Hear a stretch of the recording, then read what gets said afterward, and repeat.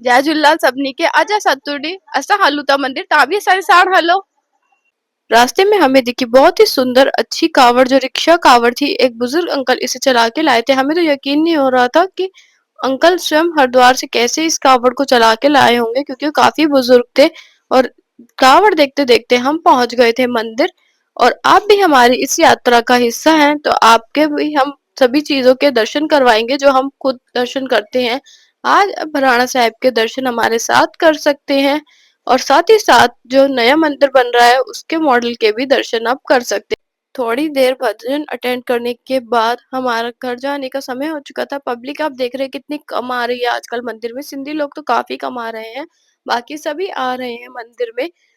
शायद ये मंदिर की लोकेलिटी ठीक नहीं है, इस वजह से काफी लोगों का आना जाना कम हो चुका था। लेकिन हमारे घर जाने का समय हो चला था, और रास्ते में हमें दिखी एक और सुंदर बहुत विशाल कावड़, जो यहाँ पर हमारे एरिया की थी, जिसे बहुत सारे सर्टिफिकेट्स ट्रॉफी भी मिले थे। यहाँ आप उस दर्शन कर सकते हैं। हमारा तो बहुत ही मन मोह लिया था इस कावड़ ने।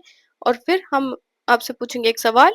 अॼु जो ब्लॉग हिते ई एंड थींदो आहे। अॼु जो सवाल आहे, झूलेलाल जे पिताजी जो नालो छा हुयो?